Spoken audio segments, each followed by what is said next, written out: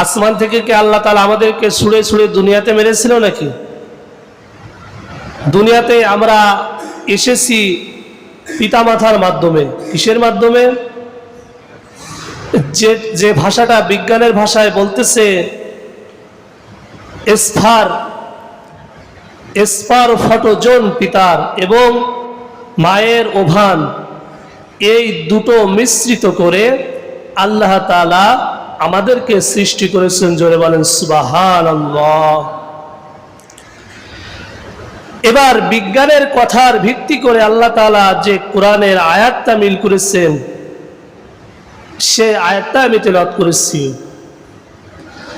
আল্লাহ পাক রব্বুল আলামিন এদিকে বিজ্ঞান বলতেছে স্পার ফটোজোন পিতার এবং মায়ের ওভান, এই দুটোতে মিশ্রিত করে আমি মানব জাতিকে সৃষ্টি করেছি।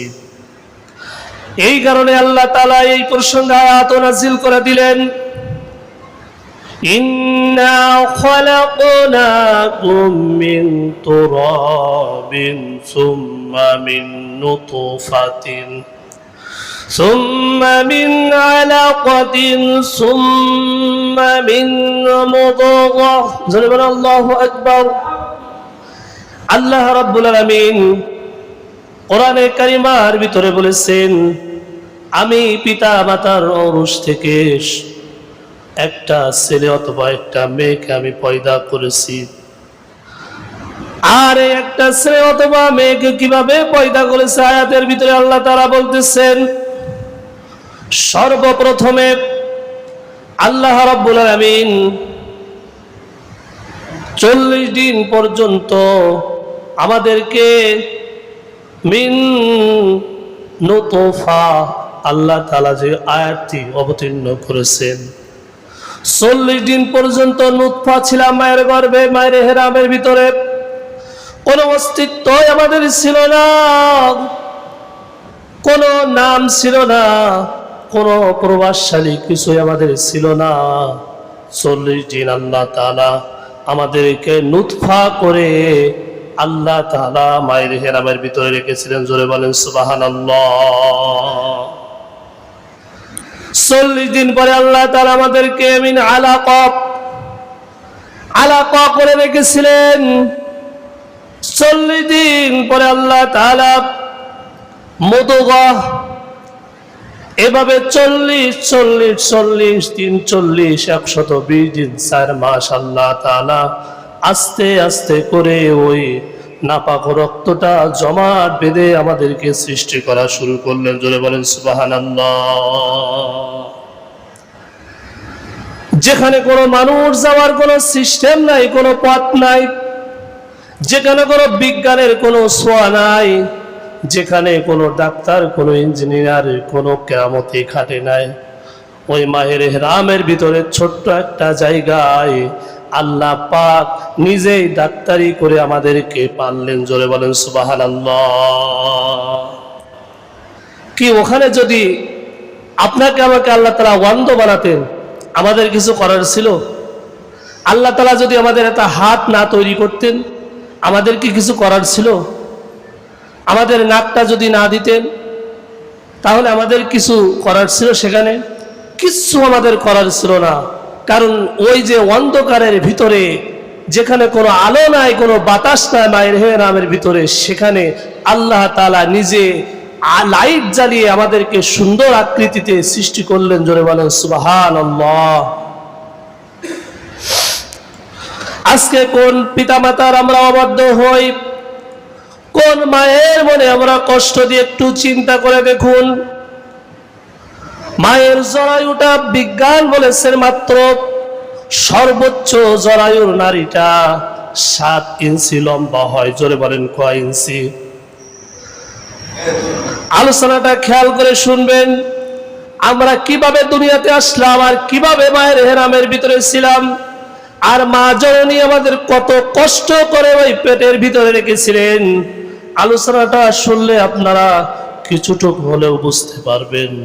মাত্র 7 ইঞ্চি জরায়ু নারী, এই জরায়ু নারীর ভিতরে আল্লাহ তাআলা আমাদের আস্তে আস্তে করে বড় করলেন। জোরে বলেন সুবহানাল্লাহ। 7 মাস যখন আমাদের অতিবাহিত হয়ে গেল, 7 মাস পরে আমরা 1 ইঞ্চি করে লম্বা হওয়া শুরু করে দিলাম। যখন আমরা লম্বা হওয়া শুরু করে দিলাম, মায়ের জরায়ুটা মাত্র 7 ইঞ্চি, আর এই 7 ইঞ্চির ভিতরে আমরা আর ধরি না, আমাদের আর ধরে না, আমরা লম্বা হয়ে গেছি। কি সুন্দরভাবে আল্লাহ তাআলা আমাদেরকে পেটের ভিতর থেকে একটা পাক দিয়ে ঘুরিয়ে দিলেন। সেখান থেকে বিজ্ঞান বলেছে ঘুরিয়ে দিয়ে মায়ের কলিজার যে জায়গাটা, ওই কলিজার জায়গাটা আমাদের পা দুটো রেখে দিলেন, আর মাথাটা নিচের দিকে রেখে আল্লাহ তাআলা আমাদের সেখানে সংরক্ষণ করলেন। জোরে বলেন সুবহানাল্লাহ। আস্তে আস্তে বড় হওয়া শুরু করে দিলাম পেটের ভিতরে। 8 মাস যখন বয়স আমার, আমরা মায়ের গর্ভের ভিতরে যখন ছিলাম 8 মাস বয়স, তখন মায়ের কলিজায় লাথি মেরেছি, এত জোরে জোরে লাথি মেরেছি। আল্লাহর কসম করে বলি, বিজ্ঞান বলতেছে এমন জোরে লাথি আমরা মেরেছি, 1 বার 2 বার নয়, 4000 লাথি আমরা মায়ের গর্ভে, মায়ের কলিজার উপরে মেরেছি। আল্লাহু আকবার বলে। 4000 লাথি আপনার আমার মা খেয়েছে ওই গর্ভে আমাদেরকে রেখে।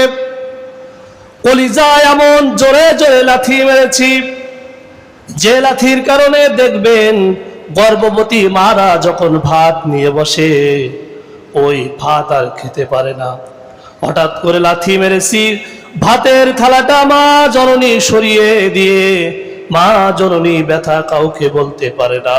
মা জননী ঘরের এক কোনায় বসে খুন খুন খুন খুন করে কান্না করেছে। জোরে বলেন কথা ঠিক কিনা? কাউকে বলতে পারে না, ব্যথা কাউকে বোঝাতেও পারে না। এমন আঘাত আমরা গোপনে মায়ের কলিজায় করেছি। শুধু তাই নয়, আল্লাহ বলতেছেন, বিজ্ঞান বলতেছেন 4000 লাথি, আর এখানে আল্লাহ পাক বলতেছেন 3টি লাথি আমরা সবচাইতে বড় লাথি মেরেছি, যে লাথির কারণে মায়ের কলিজা পর্যন্ত ফেটে চৌচির হয়ে গেছে। আল্লাহু আকবার বলুন। আমরা প্রথম যে লাথিটা মেরেছিলাম, 3 নম্বরে প্রথম যে লাথিটা আমরা মেরেছিলাম, ওই লাথিটা মারার সঙ্গে সঙ্গে আপনার আমার মা জননী ব্যথায় এমন জোরে কান্না শুরু করে দিয়েছিলেন, মা জননী বেহুশ হয়ে গিয়েছিলেন। মা জননী বেহুশ থেকে যখন একটু হুঁশ এসেছে, তখন ডেকে বলতেছেন, আমার স্বামী কোথায়? আমার স্বামীকে একটু ডেকে নিয়ে আসো। স্বামীকে ডেকে আনার পরে মা জননী বলতেছেন, আমার এমন জোরে আমার কলিজায় আঘাত লেগেছে, মনে হয় আমি আর বাঁচবো না। আপনার সঙ্গে মনে হয় এটাই আমার শেষ দেখা, আর হয়তো দুনিয়ার জমিনে আপনার সঙ্গে দেখা হবে না। কিন্তু আমার পেট থেকে আমার যে সন্তান, সেটা ছেলে হোক মেয়ে হোক, আমার সন্তানটাকে আপনি বুকে তুলে একটু আদর করবেন। জোরে বলে আল্লাহু আকবার। দ্বিতীয় লাথিটা মেরেছিলাম আমরা। এই দ্বিতীয় লাথি মারার সঙ্গে সঙ্গে মায়ের যে এহরামের যে 7টি পর্দা ছিল, এই 7টি পর্দা ছিঁড়ে মা জননী রক্ত রক্ত হয়ে গিয়েছিলেন। মা জননী ব্যথায় শহীদের মতো হয়ে গিয়েছিলেন। মা জননী এই ব্যথা কাউকে বলতেও পারে না, মা জননী কাউকে দেখাতেও পারে না। এমন মাকে আমরা কষ্ট দিই, যে মা জননী আমাদের জন্য দুনিয়াতে আনবার সময় আমাদের মায়ের শরীর থেকে শহীদের মতো রক্ত প্রবাহিত হয়ে গিয়েছিলেন। কথা বলেন ঠিক কিনা? প্রিয় হাজিরিন আমার, আমরা 3 নম্বর লাথিটা যখন মেরেছিলাম মায়ের গর্ভে, ওই 3 নম্বর লাথিটা মারার সঙ্গে সঙ্গে আল্লাহ পাক কোরআনের ভিতরে বলতেছেন, সুম্মা নুখরিজুকুম তিফলা। আল্লাহু আকবার বলেন। আল্লাহ পাক সে কথাও কোরআনের ভিতরে বলে দিয়েছেন। 3 নম্বর লাঠিটা আমরা যখন মেরে মায়ের গর্ভ থেকে সুম্মা নুখরিজুকুম তিফলা দুনিয়াতে এসেছিলাম, আল্লাহর কসম করে বলি মায়ের কলিজাটা একেবারে ছিঁড়ে দুভাগ হয়ে গিয়েছিল। আল্লাহু আকবার বলুন।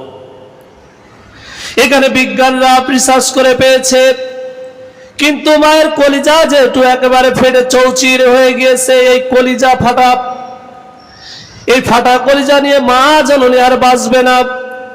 কিন্তু আল্লাহ তাআলা তার রোগের ঔষধও আল্লাহ তাআলা সৃষ্টি করেছেন, যে ওই মায়ের কলিজা ফাটাটা কি দিয়ে বন্ধ হবে, কি ওখানে কোনো মেডিসিনও দেওয়া যাবে না, ওখানে কোনো ডাক্তার চিকিৎসাও করতে পারবে না। ফাটা কলিজাটা আল্লাহ তাআলা এমন ভাবে অলৌকিক ভাবে লাগিয়ে দেন, সন্তান যখন মা মা বলে কান্না শুরু করে, দেখবেন মাদের কোলে সেটা সিজার করে হোক কিংবা নরমালে হোক, সন্তান হওয়ার সঙ্গে সঙ্গে মায়ের বুকের উপরে কিছুটা সময় রেখে দেয়। কি রাখে না? সন্তান হওয়ার পরে সেটা সিজার করে হোক কিংবা নরমালে হোক, দেখবেন মায়ের বুকের উপরে কিছুটা সময় সন্তানকে রেখে দেন, এমনি রেখে দেন। আল্লাহ পাক বলতেছেন, ওই যে কিছুটা সময় তার সন্তানকে বুকের উপরে রেখে দিল, আর আমি রব্বুল আলামিন ওই মায়ের সন্তানের প্রতি এত মহাব্বত আর ভালোবাসা ওই বুকের উপরে রাখার সঙ্গে সঙ্গে ফাটা কলিজাটা আমি আল্লাহ তাআলা জোড়া লাগিয়ে দিলাম। জোরে বলেন সুবহানাল্লাহ।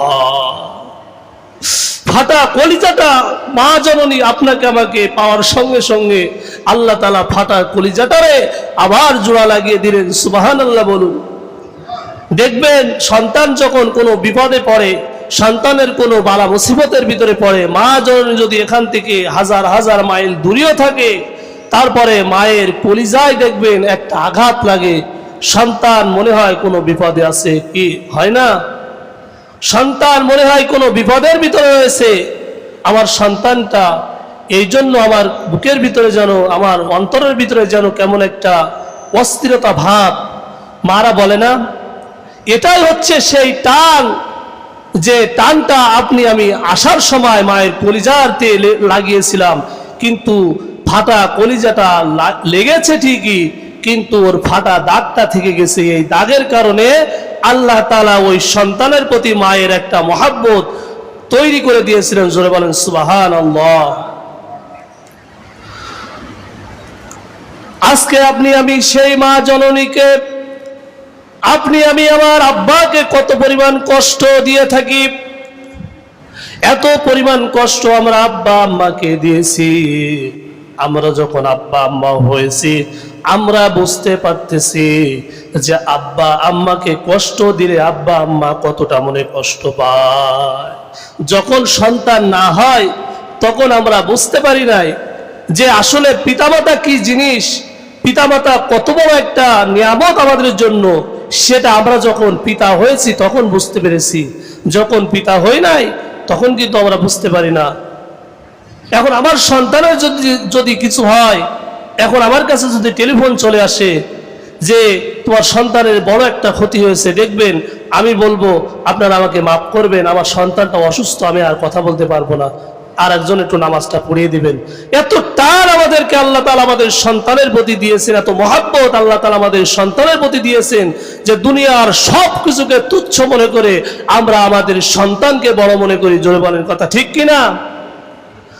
আজকে সেই সন্তানরা যখন পিতামাতার মনে কষ্ট দেয়, পিতামাতার মনে যখন দুঃখ দেয়, আল্লাহর কসম বলি, আল্লাহ পাক বলতেছেন আমার আরশে আজিম পর্যন্ত কেঁপে যায়। ওই পিতামাতার যখন চোখ রাঙিয়ে সন্তান কথা বলে, আমি আল্লাহ ওই সন্তানের প্রতি নাকশ হয়ে যায়, অখুশি হয়ে যায়। ওই পিতামাতা যত সময় খুশি না হবে, ওই সন্তান ওই অবস্থায় মারা গেলে ওই সন্তান জাহান্নামী হয়ে যাবে। পিতামাতার মনে কষ্ট দেবেন তো আপনি যতই ইবাদত করেন, যতই দান সদকা করেন, আপনার কোনো দান সদকা, কোনো ইবাদত আল্লাহর দরবার পর্যন্ত পৌঁছাবে না। এই জন্য আল্লাহ রাসূল সাল্লাল্লাহু আলাইহি সাল্লাম কিন্তু স্পষ্ট ভাষায় বলে দিয়েছেন যে তোমার মায়ের পায়ের নিচে তোমার জান্নাতকে আল্লাহ তাআলা নিহিত রেখেছেন। জোরে বলেন সুবহানাল্লাহ। এমনিতে রেখেছেন? এই কষ্টের কারণে মা যে কষ্ট করেছে দুনিয়াতে আপনাকে আমাকে আনবার জন্য, যে স্যাক্রিফাইস করেছে আমাদের পিতা আমাদেরকে বড় করবার জন্য, কত কষ্ট দেখেন, রৌদ্রের ভিতরে বৃষ্টির ভিতরে কাজ করে এনে সন্তানদের মুখে খাবার তুলে দিচ্ছে। ঈদের সময় নিজে নতুন শার্টটা না পরে ছেঁড়া একটা শার্ট পরে ঈদগায় যাচ্ছে, আর সন্তানকে সুন্দর একটা পরিপাটি একটা নতুন শার্ট এনে সন্তানের গায়ে পরিয়ে পিতা খুশি হচ্ছে। এটাই হচ্ছে পিতা মাতা। জোরে বলেন কথা ঠিক কিনা? কিন্তু আমরা বুঝেছি ঠিকই, কিন্তু যখন পিতা মাতাকে হারিয়ে ফেলেছি এখন আর আমাদের কিছুই করার নেই। সেটা নাকি পিতা মাতার প্রতি আমাদের কর্তব্য সারাটা জীবন আমাদেরকে করতে হবে। আমরা হয়তো মনে করেছি পিতামাতা মারা গেছে, কিন্তু পিতামাতা মারা যাওয়ার সঙ্গে সঙ্গে মনে হয় দায়িত্ব কর্তব্য সব শেষ হয়ে গেছে, আর এখন আমরা পিতামাতার জন্য কিছু করতেও পারবো না, একটু খেতেও দিতে পারবো না, একটা নতুন পোশাকও কিনে দিতে পারবো না।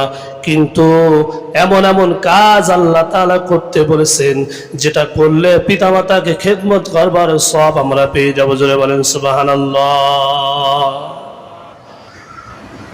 পিতামাতা যখন মারা যাবে আল্লাহর কাছে প্রত্যেক ৫ ওয়াক্ত নামাজের পরে আল্লাহর কাছে দোয়া করতে হবে। কি দোয়া করতে হবে সেটা আপনার আমার রব আমাদেরকে শিখিয়ে দিয়েছেন। আমার সাথে বলুন, রব্বির হামহুমা কামা রাব্বায়ানি সগীরা। হে আমার রব, হে আমার প্রতিপালক, আমার পিতামাতা আমাকে দুনিয়াতে যেভাবে লালন পালন করেছে, আপনিও কবরের ভিতরে আপনার কুদরতি কোলে আমার পিতামাতাকে লালন পালন করুন। জোরে বলেন আমিন। এই দোয়া আমরা পিতামাতার জন্য করতে চাই না, কিন্তু পিতামাতা কত সম্পদ, সবচাইতে বড় নিয়ামত। আমাদেরকে আনার পিছনে পিতামাতার সবচাইতে বড় যে একটা স্যাক্রিফাইস, আমাদেরকে মানুষ করবার জন্য, শিক্ষিত করবার জন্য, আমাদেরকে এত বড় করবার জন্য যে স্যাক্রিফাইস আমাদের পিতামাতা করেছে, সেটা সাধারণ কোনো মানুষ করতে পারত না। সেই পিতামাতাকে আজকে আমরা ছোট মনে করি। আমাদের খতিব সাহেব প্রায় সময় বলে যে পিতামাতা এখন আমাদের কাছে হয়ে গেছে একেবারে একটা বস্তুর মতো। আমরা যখন বড় হয়ে যাই পিতামাতাকে মনে করি সাধারণ একটা মানুষ, তার কাছে আবার কি সাজেশন নেব? সে এখন বড় হয়ে গেছে, সে এখন বৃদ্ধ হয়ে গেছে, সে এখন কিছু বোঝে নাকি? আমি তো সবচাইতে বড় হয়ে গেছি, গুড ফর নাথিং বলে আমাদের খতিব সাহেব, গুড ফর নাথিং। পিতা এখন বাদ হয়ে গেছে, পিতার এখন আর কোনো কাজ নাই, যা করতে হবে আমাকেই করতে হবে, এমন নাকি? পিতামাতা আমাদের জন্য সবচাইতে বড় নিয়ামত। পিতামাতা যখন হারিয়ে যাবে তখন আমরা বুঝতে পারবো যে পিতামাতা কত বড় ছায়া, একটা বটের ছায়ার মতো আমাদের মাথার উপরে ছিল।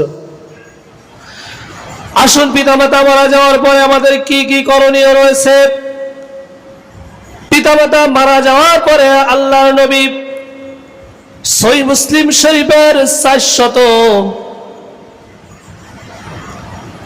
4310 নম্বর হাদিস, মুসলিম শরীফের হাদিস, আল্লাহর নবী বলেছেন, মাতাল ইনসানু ইযা কাতা আনহু আমালুহু ইল্লা মিন সালাসাতিন ইল্লা মিন সাদাকাতিন জারিয়া আও ইলমিন ইনফাউ বিহি আও ওয়ালাদিন সালিহিন ইয়াদউ লা। আল্লাহর নবী বলেন, পিতামাতা মারা যাওয়ার পরে তোমাদের 3টি করণীয় রয়েছে। জোরে বলেন কয়টা? 3টা কাজ যদি তোমরা করতে পারো তাহলে পিতামাতা জান্নাতি, অথবা তোমাদের পিতামাতা জাহান্নামী। 1 নম্বরে তোমাদেরকে সদকায়ে জারিয়া করতে হবে, কারণ পিতামাতা এখন আর বেঁচে নাই। পিতামাতা কবরের ভিতরে যাওয়ার সঙ্গে সঙ্গে সকল আমলের দরজাগুলো বন্ধ হয়ে যায়। আপনি আমি যখন মারা যাব, মারা যাওয়ার সঙ্গে সঙ্গে আমাদের সকল আমলের দরজাগুলো বন্ধ হয়ে যাবে, কোনো আমল খোলা থাকবে না। কবরের ভিতরে আপনি নামাজও পড়তে পারবেন না, রোজাও রাখতে পারবেন না, দান সদকাও করতে পারবেন না, সকল ইবাদতের দরজাগুলো আপনার জন্য বন্ধ হয়ে যাবে, আপনি নিজে কোনো ইবাদত করতে পারবেন না। কিন্তু আল্লাহর নবী মুসলিম শরীফের 4310 নম্বর হাদিসের ভিতরে বলতেছেন যে কোন সন্তান এই তিনটি গুণ যদি সন্তানের ভিতরে থাকে তাহলে ওই পিতামাতার আল্লাহ তাআলা জান্নাত অবধারিত করে রেখেছেন। বলেন সুবহানাল্লাহ। 1 নম্বরে সন্তানের করণীয়, পিতামাতা মরে যাওয়ার পরে সদকায়ে জারিয়া করতে হবে। এখনো পর্যন্ত অনেকে জানি না সদকায়ে জারিয়াটা কি। সদকায়ে জারিয়াটা হচ্ছে ওই জিনিস, প্রবাহমান দান, যে দানটা করবার পরে, যেমন এই ফ্যানটা যে ব্যক্তি দিয়েছিলেন, দেখেন আমি 15 বছর ধরে এসে ধরে দেখতেছি ফ্যানটা ঘুরতেছে, জোরে বলেন সুবহানাল্লাহ। আমি 15 বছর ধরে এসে দেখতেছি অনেক ফ্যান রয়েছে যেগুলো এরকম ঘুরতেছে, আরো কত আগে এই ফ্যানগুলো দান করেছে। আসলে এই ফ্যানের নিচে যত মানুষ নামাজ পড়তেছে, ইবাদত করতেছে, তাদের মনটা শীতল হচ্ছে, গার ঘামটা শুকিয়ে যাচ্ছে। এই যে সদকায়ে জারিয়াটা করেছে, যতদিন পর্যন্ত এই ফ্যানের নিচে বাতাস মানুষ খাবে, ততদিন পর্যন্ত যে পিতামাতার সন্তান দান করেছে, ওই পিতামাতার কবরের আযাবগুলো আল্লাহ তাআলা বন্ধ করে দেবেন। জোরে বলেন সুবহানাল্লাহ। এই যে হারুন ভাই যে ঘড়িটা দিয়েছেন, এই ঘড়িটা দেখে মানুষ টাইম দেখতেছে, মানুষ টাইমের ব্যালেন্সটা তারা বুঝতে পারতেছে। এই যে একটা সদকায়ে জারিয়া, এরকম ভাবে টাইলস, এরকম ভাবে ফ্যান, লাইট, যে যা দান করেছে, এগুলো সদকায়ে জারি হিসাবে আমাদের যতদিন পর্যন্ত এইগুলো দ্বারা মানুষ উপকৃত হবে, ততদিন পর্যন্ত পিতামাতার কবরে এর সব পৌঁছাতে থাকবে। জোরে বলেন সুবহানাল্লাহ। এটাকে সদকায়ে জারিয়া বলে, প্রবাহমান দান, যে দানটা চলতেই থাকে। একটা টিউবওয়েল বসিয়ে দিলেন, একটা নলকূপ বানিয়ে দিলেন, একটা রাস্তা ঠিক করে দিলেন, এটাতে মানুষ চলাচল করবে, আর আপনার পিতামাতার কবরের আযাবগুলো বন্ধ হতে থাকবে। আপনার ভাই ব্রাদার, আত্মীয় স্বজন, দাদা দাদি, যাদের আপনার আত্মীয় স্বজন মারা গেছে, তাদের কবরের সবগুলো পৌঁছাতে থাকবে। জোরে বলেন সুবহানাল্লাহ। 1 নম্বরে সদকায়ে জারিয়ার কথা বললাম। 2 নম্বরে উপকারী বিদ্যা। আপনি যদি কোনো ভালো কথা জানেন, কোনো ইসলামের কোনো কথা জানেন, যদি কোনো কোরআন হাদিসের কথাগুলো জানেন, আর জেনে আপনি অপরকে শিখাইবেন, অপরকে অপরাধ থেকে বিরত রাখবেন, এটা যতদিন আপনি করবেন, আপনি মারা যাওয়ার পরে ওই জিনিসটা নিয়ে চর্চা মানুষ করবে, আপনার কবরে তার সবগুলো পৌঁছাতে থাকবে। জোরে বলেন সুবহানাল্লাহ। একটা খারাপ জিনিস শিখিয়ে দিবেন মানুষকে, একটা শয়তান বজ্জাত হয়ে যায় এমন কাজ আপনি শিখিয়ে দিবেন, মারা যাবেন, ও যত কাজ করবে সব যে আপনার গুনাহগুলো আপনার কবরের ভিতরে পৌঁছাতে থাকবে। খারাপ কাজ করে যাবেন, যতদিন পর্যন্ত ওই ভিডিওটা মানুষ দেখবে, ততদিন পর্যন্ত আপনার কবরের আযাব ও পৌঁছাতে থাকবে। অনেক নায়ক নায়িকারা, অনেক গায়ক গায়িকারা দেখবেন এমন এমন গান, এমন এমন অশ্লীল ফটো তৈরি করে তারা আজকে কবরের ভিতরে চলে গেছে, দুনিয়ার জিন্দেগি শেষ হয়ে গেছে। কিন্তু এই অশ্লীল নাচ, অশ্লীল ফটো, অশ্লীল গান যতদিন পর্যন্ত দুনিয়াতে চলবে, ওর গুনাহ, ওর আযাব কবরের ভিতরে আল্লাহ তাআলা পৌঁছাতে থাকবে। জোরে বলেন নাউজুবিল্লাহ। আর ভালো কাজ করবেন, কবরের ভিতরে ভালো কিছু পৌঁছাতে থাকবে। এই জন্য সবসময় ভালো কিছু করার চেষ্টা করতে হবে। 2 নম্বরে উপকারী বিদ্যা, এমন মানুষকে ভালো ভালো কথা, ভালো ভালো কাজ, ভালো ভালো জিনিস মানুষকে শিখাতে হবে। আল্লাহ তাআলা কবুল করুন, সকলে বলে আমিন। 3 নম্বরে নেক সন্তান যদি রেখে যেতে পারেন, বদকার সন্তান নয়, নেককার সন্তান, যে সন্তান প্রত্যেক নামাজের পরে আপনার জন্য দুহাত তুলে আল্লাহর কাছে দোয়া করবে, যে সন্তান আপনার নামে মসজিদে দান সদকা করবে, গরিব মানুষ, অসহায় মানুষকে আপনার নামে দান সদকা করবে, এমন সন্তান যদি রেখে যেতে পারেন, কবরের ভিতরে আপনার কবরকে আল্লাহ তাআলা জান্নাতের বাগান বানিয়ে দিবেন। জোরে বলেন সুবহানাল্লাহ। এগুলোকে আবার বানানো কথা নাকি?